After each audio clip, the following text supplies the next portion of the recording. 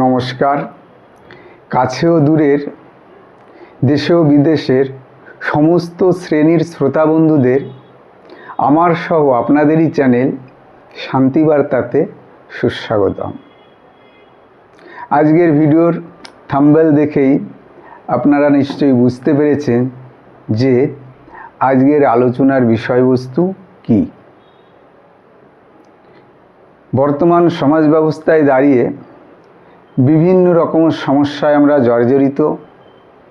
দেখুন, শারীরিক সমস্যা হলে সেটা আমরা ডাক্তারের কাছে গিয়ে আরোগ্য লাভ করতে পারি, কিন্তু আমাদের মানসিক এমন কিছু সমস্যার উদয় হয় যেটা আমরা নির্দ্বিধায় কারো কাছে প্রকাশও করতে পারি না। তখন সেই অবস্থায় সেই যে যন্ত্রণা, সেটা নিজের মনের ভেতরে নিজেই অনুভব করতে পারি এবং শরীরটাকে ধীরে ধীরে জ্বালিয়ে পুড়িয়ে ছারখার করে দেয়। তো বাইরের আগুন, জঙ্গলে যদি কোথাও দাবানলে আগুন লাগে সেটা সবাই দেখতে পায়, কিন্তু কারোর যদি মনের ভেতরে আগুন লাগে তখন কিন্তু কেউ দেখতে পায় না। হয়তো খুবই কাছে পিঠের মানুষ যারা, মনের মানুষ যারা, তারা হয়তো একটু উপলব্ধি করতে পারে, কিন্তু তার কোনো প্রতিদান দিতে পারে না। এক্ষেত্রে সর্বসাধারণ বা সমস্ত বয়সের দর্শক বা শ্রোতা বন্ধুর সঙ্গে সঙ্গে বিশেষ করে আমার যুবক যুবতী বন্ধুদের উদ্দেশ্যেই এই ভিডিও উপস্থাপন করা। আশা করি ভিডিওর শেষ পর্যন্ত আপনারা সঙ্গে থাকবেন, তাহলেই একটা সম্যক জ্ঞান উপলব্ধি বা অর্জন করতে পারবেন। এরকম পরিস্থিতিতে যদি পড়েন তাহলে করে নিয়ে আসতে আশা করি হেল্প করবে।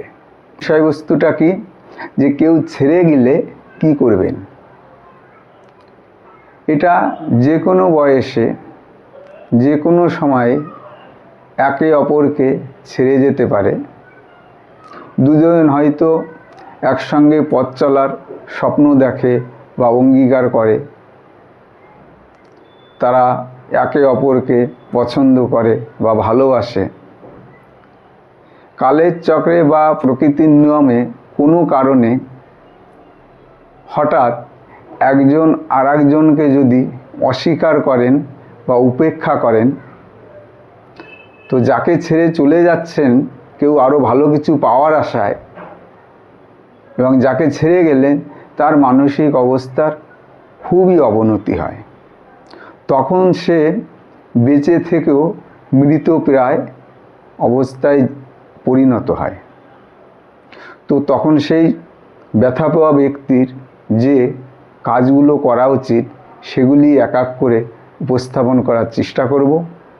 ভিডিওটার আলোচনার বিষয় খুবই ইম্পর্টেন্ট, নিশ্চয়ই উপকারে লাগবে। তা আমরা জানি যে চলে যাবার সে ঠিক চলে যাবে, তাকে কোনো বন্ধনেই আবদ্ধ করে রাখা যাবে না।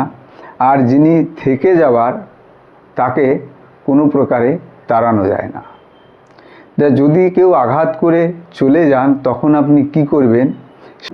আমরা মনের ব্যথা হয়তো আপন ভেবে যাদের কাছে প্রকাশ করি তারাই বেদনাদায়ক কথা কিন্তু বলেন, তখন আরও বেশি করে আমরা কষ্ট পাই। সুতরাং কেউ চলে গেলে সেটা মনের কথা মনেই রাখবেন, বাইরে প্রকাশ করবেন না। নিজের শরীরের কঠোরভাবে যত্ন নেবেন এবং তার সঙ্গে যতটা আপনি ইনকাম করতেন তার থেকে যাতে আরও বেশি ইনকাম করতে পারেন সেদিকে ফলো করবেন। আপনার দুঃখটাকে সুখে রূপান্তরিত করার চেষ্টা করবেন। তখনই হবে যখন আর্থিকভাবে আপনি আরও স্বাবলম্বী হয়ে যাবেন। স্কিল আরও দক্ষতা দিয়ে আপনি যে কাজ করছেন সেদিকে খেয়াল করে আরও যাতে বেশি অর্থ উপার্জন করতে পারেন সেদিকে নিজেকে ইমপ্রুভ করতে হবে। 3 নম্বর যে পয়েন্টটি, হাহুতাশ না করে নীরবে পরিশ্রম করে যান।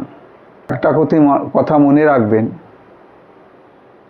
সংসার বা সমাজে আপনি যদি পরিশ্রম করেন তাহলে কিন্তু ফল দেওয়ার মালিক একজন আছেন, অবশ্যই দেবেন। তো নিরলসভাবে পরিশ্রম করে যেতে হবে। যে চলে গেছে, 4 নম্বর পয়েন্টে যেটি মনে রাখবেন, যে চলে গেছে তাকে নিয়ে একদমই ভাববেন না। যে যাওয়ার সে চলে গেছে, আপনি নিজেকে এমনভাবে তৈরি করুন যে আপনার পেছনে পেছনে ওর থেকে ভালো কেউ আপনার জন্য আগে অপেক্ষা করে আছে। আপনি সেইভাবে নিজেকে তৈরি করুন।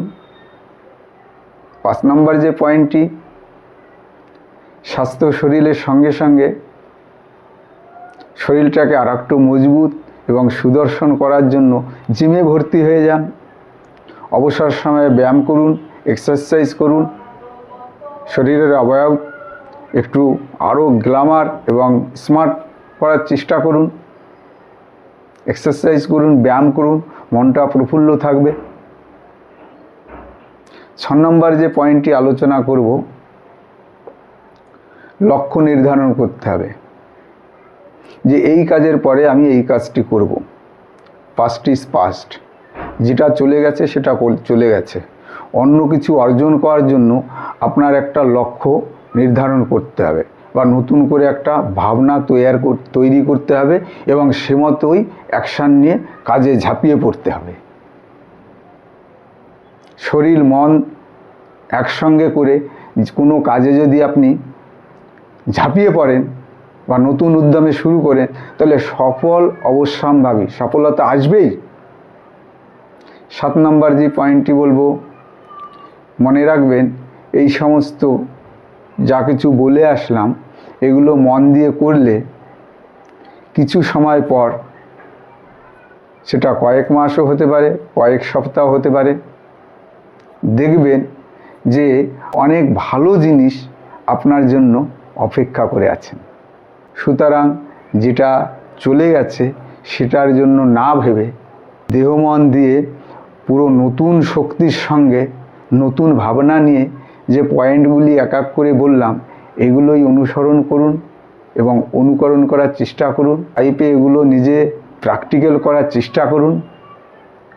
দেখবেন শারীরিক সহ মানসিক কোনো দুশ্চিন্তা, কোনো সমস্যা থাকবে না। আনন্দে উচ্ছ্বাসে ভরে উঠবে আপনার হৃদয়। এবার প্র্যাকটিক্যাল করার চেষ্টা করুন না।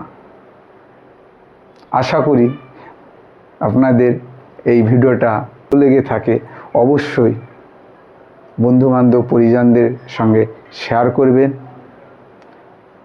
আমার চ্যানেলের সাবস্ক্রাইব করে, লাইক করে, শেয়ার করে দেবেন। আমার সহ আপনাদেরও দায়িত্ব এই চ্যানেলকে এগিয়ে নিয়ে যাওয়ার। সবাই অনেক ভালো থাকবেন, সুস্থ থাকবেন, আনন্দে হাসি খুশিতে ভরে উঠুক সবার হৃদয়, এই প্রার্থনায় এখানেই শেষ করছি। নমস্কার।